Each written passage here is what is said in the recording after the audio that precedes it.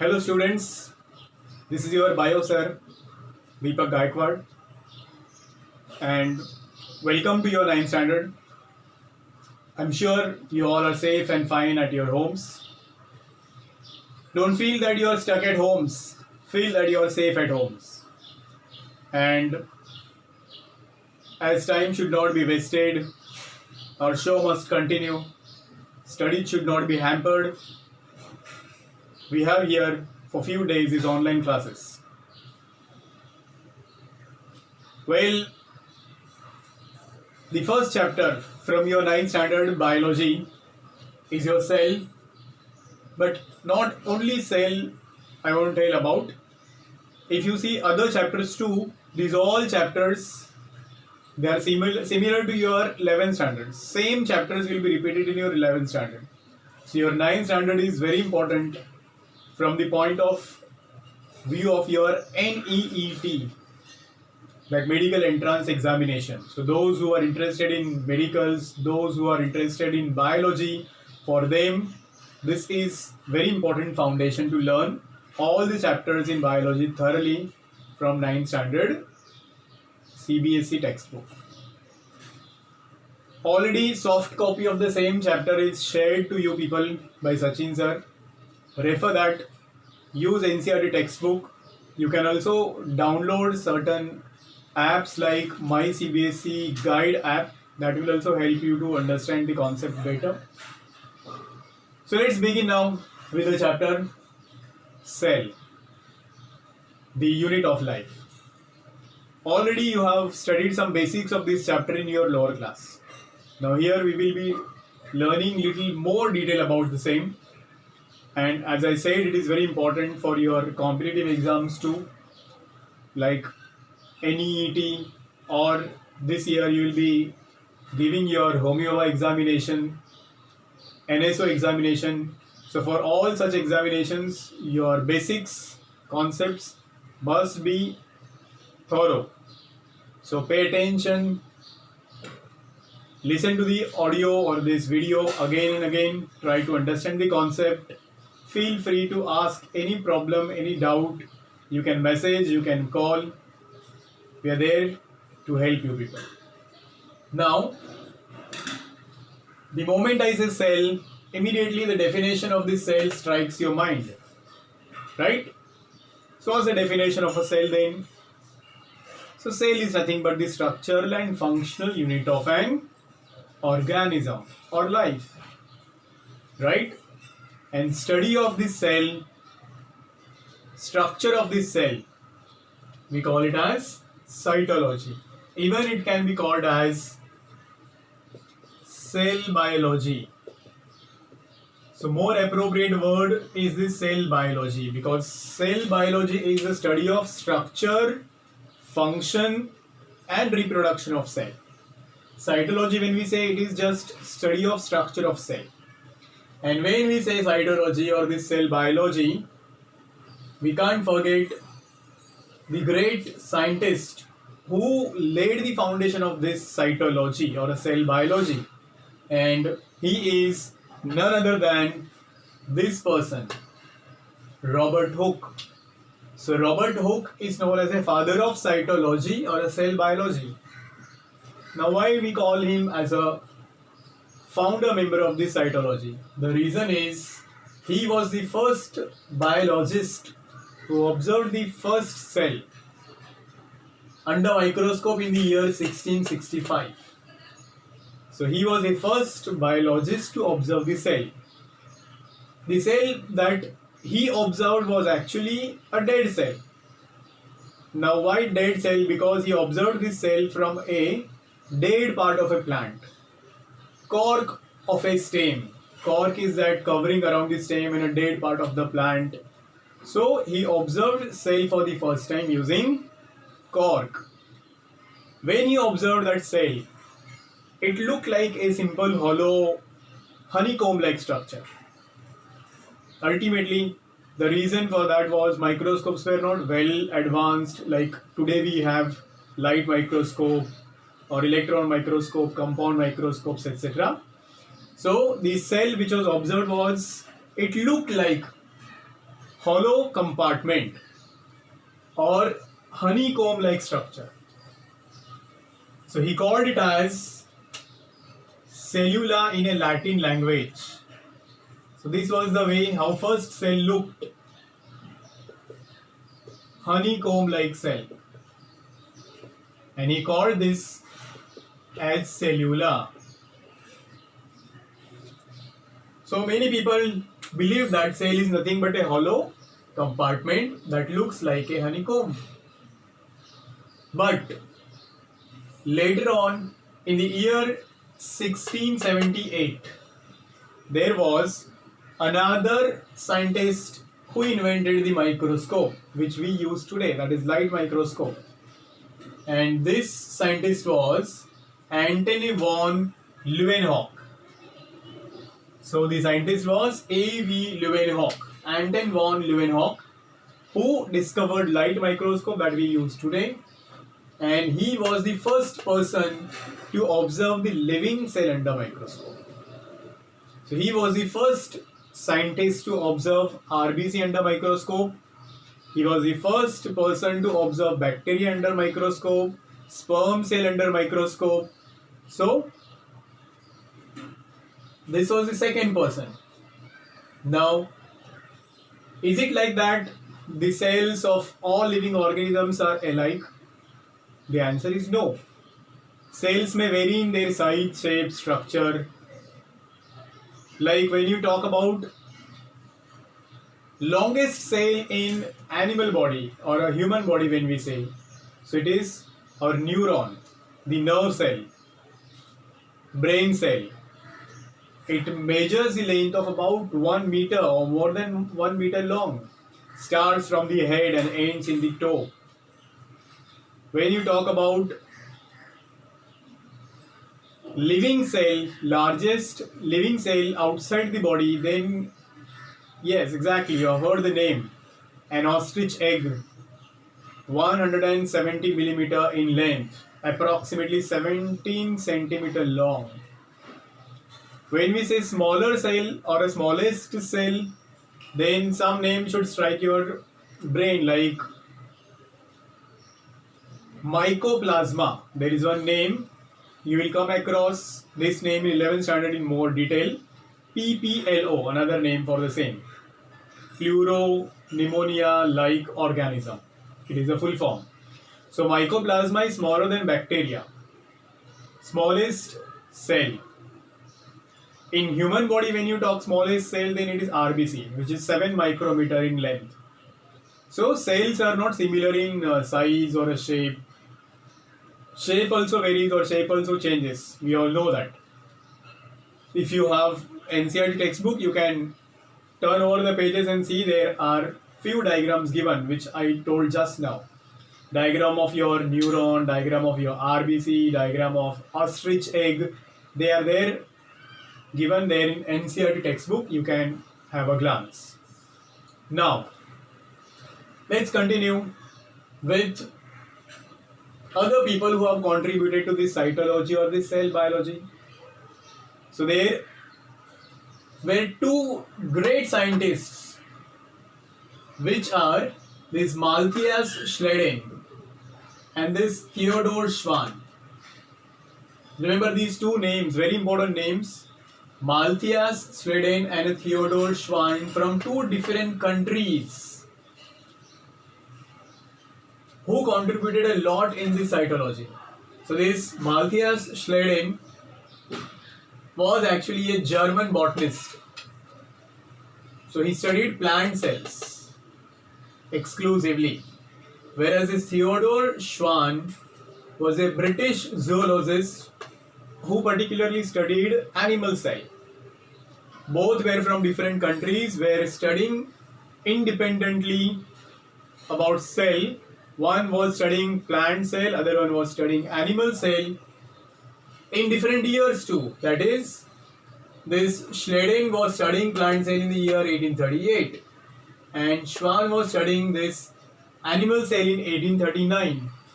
But when they studied independently, they came to some common conclusion. And then these two people togetherly proposed one theory, and it was called as a cell theory. These two people proposed cell theory. Very important names you should remember about. For competitive exams, it might be asked which country they belong to. So cell theory was proposed by these two people, and they gave some postulates of the cell theory, some conclusions of the cell theory. Like what? The first conclusion of the cell theory was nothing but what we studied in the definition of the cell. Cell is nothing but the structural and functional unit of an organism. Every living organism is made up of cell. That was the second conclusion or hypothesis of the same. That every living organism is made up of cell. Then the third hypothesis or the conclusion which was given by them was that the cells, they are capable of division, and this division only we can refer as a reproduction. So cells can multiply, cells can reproduce, cells can divide. That was the postulate given by these two people. The fourth postulate that was given by these two people was cells carry genetic information. Cells carry genetic information. Okay, so this was supported by one more person, and that person was again Robert Brown. So came one more person into light, and that was also in 1838-39, Robert Brown, and he discovered nucleus. Remember that. The nucleus of a cell was discovered by Robert Brown. So year approximately was 1831. So then this nucleus contains genetic information, and that is why cells can carry genetic information, we can say. Now, as this theory was widely accepted by people, then came another scientist into light, and that was Rudolf Virchow, who added something to this theory. Now, what he added to the theory was, he said new cells arise from pre-existing cells. There was a question, how new cells come, or from where new cells come. So the answer was new cells exist or arise from pre-existing cells. And he told that in the Latin language, omnis cellulae cellula. Remember this sentence, omnis cellulae cellula, not mentioned there in your NCERT textbook, but it's important for your competitive exams like NSO, Homi Baba. Omnis cellula e cellula, which means new cells arise from pre-existing cells, and this was the thing which was added to the postulates of this theory later. So I hope now you got an idea about who are the people who have contributed to the cell theory, what was their contribution, and what role they played. So few names you should know about, like Robert Hooke, then Anton von Leeuwenhoek, this Matthias Schleiden, then Robert Brown, then Theodor Schwann, and Rudolf Virchow. But not only these, there are still many people who have contributed to the cell. We are not going to learn in that much detail that who observed that nucleus for the who observed cytoplasm, who named protoplasm. There are still some more people involved with this. Now after this comes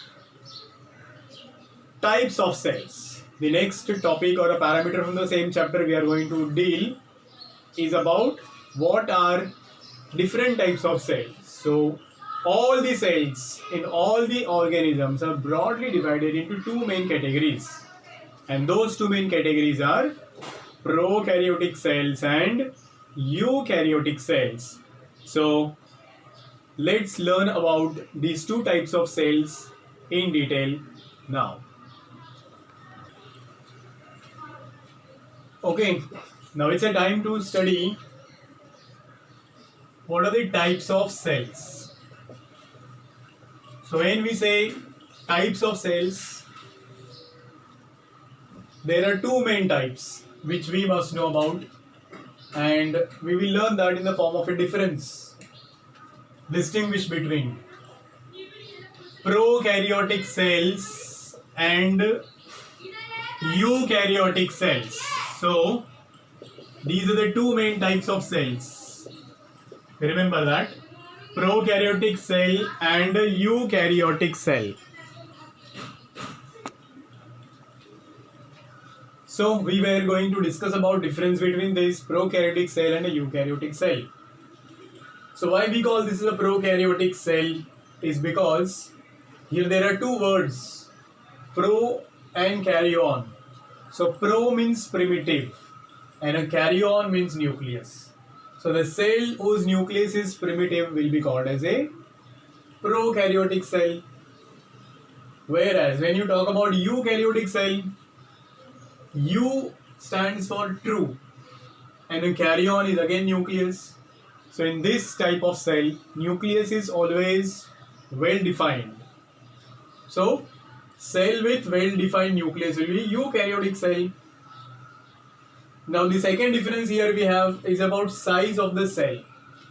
So prokaryotic cells are always unicellular cells. Prokaryotic cell is present in unicellular organisms. So size is always small. It may be 1 to 10 micrometers. Maximum size is 10 micrometers. But when it comes to eukaryotic cell, the size is more than 10 micrometers. Up to 100 microns or even few cells are in meters, like we studied for neurons, nerve fibers. The another difference here it is membrane bound cell organelles. Now what do you mean by membrane bound cell organelles? So you must have heard some cell organelles or parts of cells like mitochondria, Golgi bodies, endoplasmic reticulum, lysosomes. So those are the cell organelles which have got membrane around them. So those cell organelles who have a membrane around them are called as a membrane bound cell organelles. There may be one membrane, there may be two membranes, but such cell organelles are found only in eukaryotic cells and not found in prokaryotic cells. So here we will say membrane bound cell organelles are absent and membrane bound cell organelles are present. Same way, when it is about cell wall, so cell wall may be present in prokaryotic organisms, may not be present in prokaryotic organisms, but when they have a cell wall, it is not made up of a cellulose like in plant cells, in eukaryotic cells, or that lignin, pectin, etc. So it is made up of muramic acid. So this cell wall is made up of muramic acid, or it may be made up of peptidoglycan. It may be made up of peptidoglycan. But when it comes to eukaryotic cell, the cell wall is present in plant cells, it is present in fungi, and when we say it is in plant cell, it may be made up of cellulose, it may be made up of hemicellulose, it may be made up of pectin. When you talk about fungi, then it is made up of a fungal cellulose or fungal chitin. The cell wall is made up of a fungal chitin. So this was the difference number 4. Now comes difference number 5, DNA. I hope you remember the full form of the word DNA. Deoxyribonucleic acid. So this is the genetic material present in all living cells. So obviously in prokaryotic cells too. But there is something associated with this DNA in eukaryotic cell, and that is called as a histone protein. So whenever we say prokaryotic cell, the DNA lacks histone proteins. Remember this, DNA lacks histone proteins. And when it comes to eukaryotic cell, DNA is with histone proteins. So another important difference you need to remember. Now why this histone protein is present here and absent here? There is a logic behind it. And that logic is, cell is already microscopic, and DNA, if we stretch it and measure the length, that would go up to 2 meters. Now imagine 2-meter long DNA in eukaryotic cell I am talking about. How it will be accommodated in a microscopic cell? So obviously it has to be coiled around something. So that around which this DNA is coiled by is nothing but this histone protein. So histone proteins give support to the DNA so that DNA can be coiled around it, and then that 2-meter long DNA can be accommodated in a microscopic cell. So this was about the difference. Number 5, DNA. And now the last question, which organisms possesses prokaryotic cells and which organisms possess this eukaryotic cells? So answer is simple. If you remember 5 kingdoms, you have already heard in your lower class, 5 kingdom classification. So out of those 5 kingdoms, kingdom Monera, kingdom Protista, kingdom Fungi, kingdom Plantae, kingdom Animalia, only one kingdom shows features of this characteristic prokaryotic cells, and that kingdom is kingdom Monera. Now what belongs to this kingdom Monera? So bacteria. So kingdom Monera includes bacteria, different kinds of bacteria. Even those blue-green algae, cyanobacteria, are also the example of prokaryotic organisms.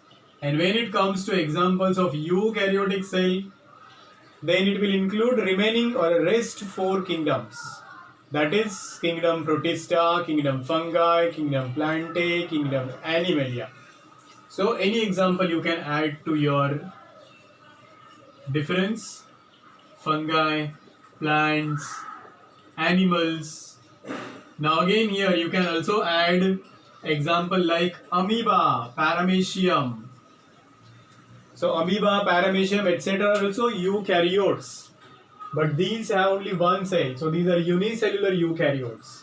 Fungi, plants and animals are multicellular eukaryotes. So they have same cell but number is different. In addition to this, there are still some more differences, but we need not learn those differences as they are out of your boards. So I'm sure now you have understood what are the 2 main types of the cells, what were the basics or people who are associated with the discovery of the cell.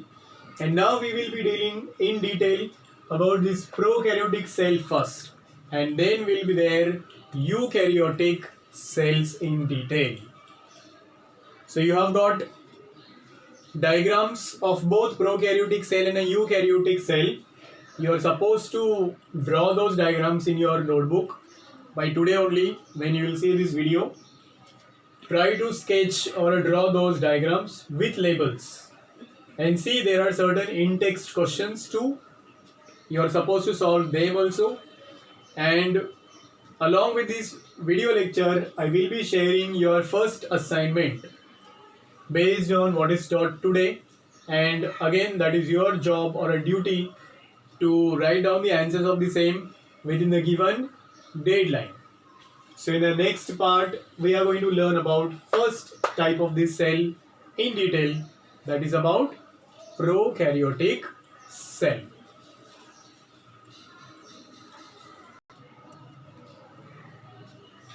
Well, before we learn that prokaryotic cell in detail, there is one more expected and a common question which is asked from this chapter. I'll just tell you this quickly. Distinguish between plant cell and animal cell. So very simple, already you know the answer. This is just a kind of a revision, you can think so. So obviously the first difference between plant cell and animal cell will be cell wall. So we all are aware that cell wall is present in plant cell and absent in animal cell. And it is made up of that cellulose, hemicellulose, lignin, pectin, etc. So this is the first difference. Now second difference is that when you say position of a nucleus in a plant cell and a position of a nucleus in animal cell, you will see that in plant cell nucleus is not in the center, it is shifted towards periphery or border, and here it is situated in the center. Now why so? The reason is in plant cell they have a large sized vacuoles, so they push that nucleus towards the periphery. So when you say here vacuoles are large in number, large in size, not in number, large in size and less in number, whereas in animal cells they are small in size but less, more in number, and in plant cells they are large in size, less in number and permanent. In animal cells they are small in size, more in number and are temporary. Now other than vacuoles, you also know about another characteristic feature, plastids. Now these plastids, like chloroplasts, is one of the types of the plastids, exclusively found in the plant cells and not found in animal cells. So plastids are present in plant cells and they are absent in animal cells. Similarly, here we have got something which you call it as centrosomes, or centrioles also we can call sometimes. Centrosomes is one cell organelle that will be absent in plant cells but present in animal cells. Another cell organelle, you know this, lysosomes, commonly known as suicide bags. So they are absent in plants, rarely it may be present but mostly or oftenly it is absent and present in animal cells. Food stored in plants. Yes, can you guess? Food stored in plants is in the form of starch, and the food stored in animals is in the form of glycogen. So these are the two main differences which are expected to be asked in the examination: prokaryotic cell versus eukaryotic cell, plant cell versus animal cell. So you need to learn these differences properly. That much is enough for today, I suppose. So keep studying. Take care of yourself and your family members. Don't leave your home. Stay home. Stay safe. Have a good day.